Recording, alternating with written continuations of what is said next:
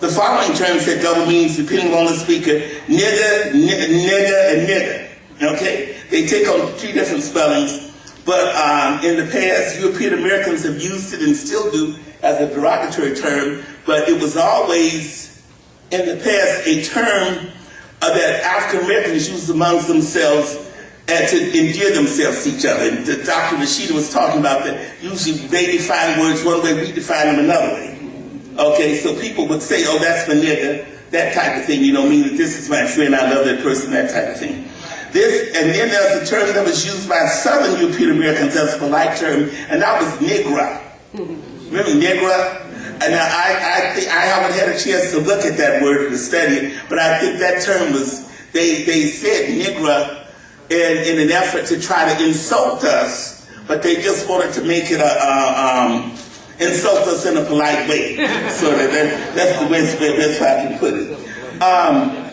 They use these terms to indicate that African Americans were not human. Remember, that's how they were able to do some of the things that they did to us, because they put in the minds of many people, probably the right-minded European Americans, that we were not human beings.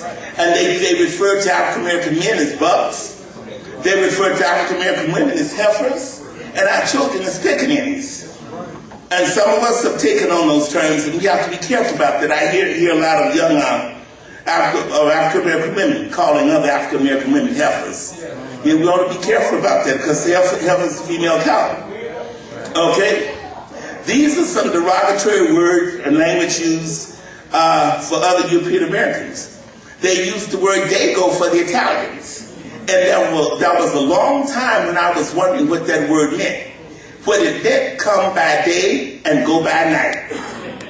In other words, we don't want you in our community. Dago. You come in the day and you do this work for us and you get out at night.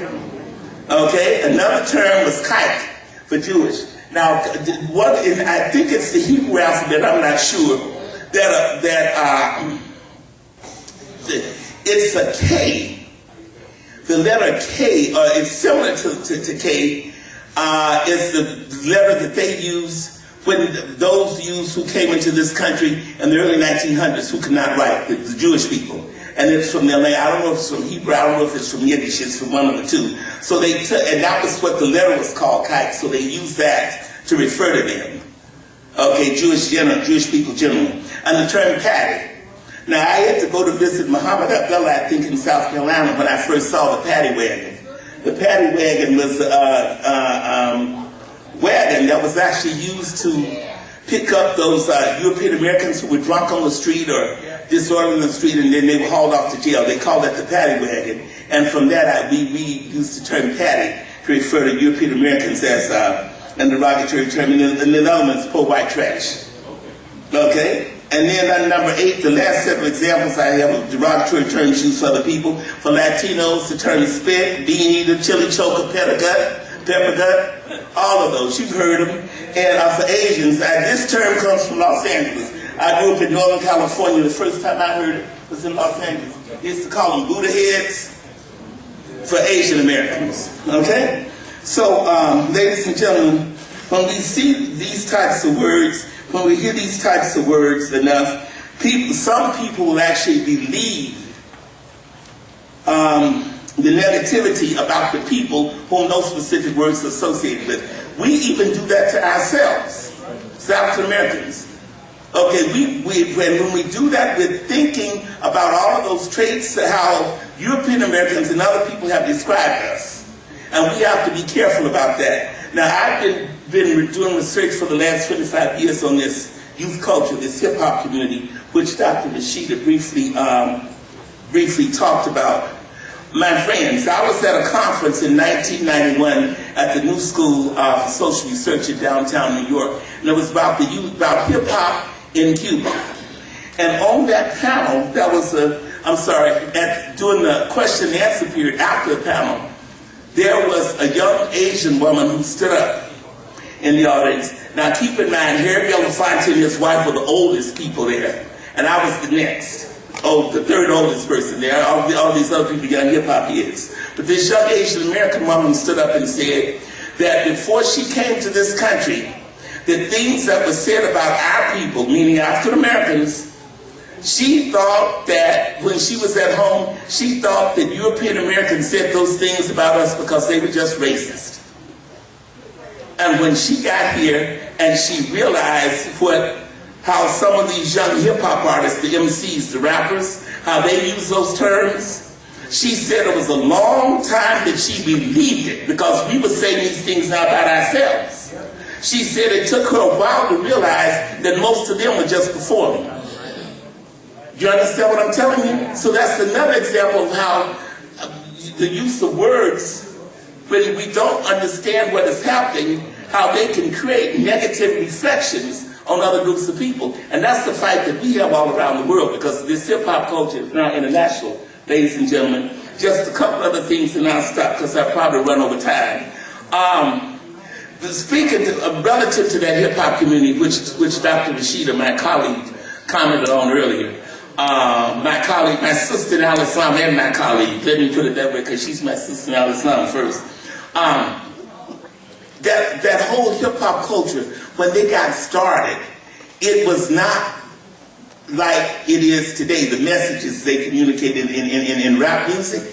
Most of that stuff was very positive. It was not until 1991 when NWA, out of Los Angeles, when they dropped their first album, Straight Outta Compton.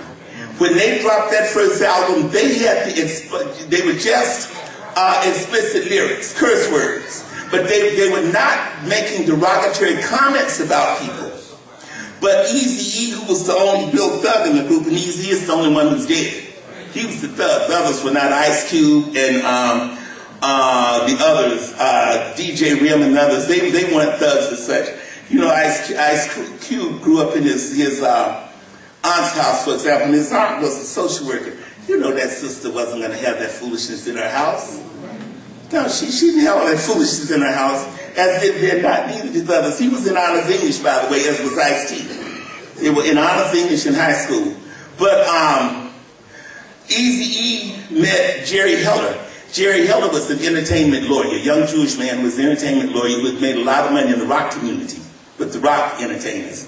He was the one who told them to start pushing the envelope. Okay, and so they went from the explicit lyrics to derogatory comments about women, referring to women as bees and hoes and those types of things. And it got progressively worse and got to the point where it is now, where you cannot get contract from these music people if you're not rhyming, if you're not rapping, if you're not communicating those kind of messages.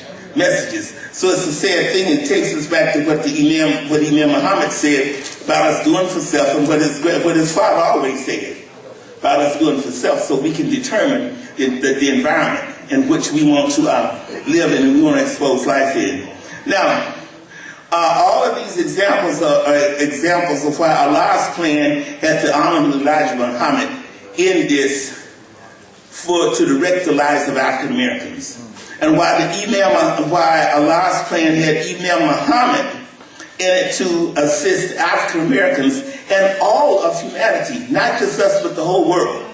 And he's already, and a lot of people, especially women in the Muslim world outside of our association, they realize the benefits of Imam Muhammad, as do the immigrant Muslims here. I think it was 2 years ago when it was 2009, right after Imam left us. In 2009, we were invited to come and pass out that information we give out at our convention, at our Savior's Day, scholarship information about students of state colleges and universities. And ISNA invited us, and they invited the Imam's daughter, Layla, who's the chairperson of that education committee since 2005, when the Imam put up there in Philadelphia. And so she told Hamid and me, who also worked with us, that we had to go, we should come. So we did put up the table, but we told them, we're not going to buy this space. You have to donate this space for us, because the Imam had always donated that space for us while he was alive. He never made us pay, for one of those tables, because we were the only people giving things away, as we always do, and Anyway,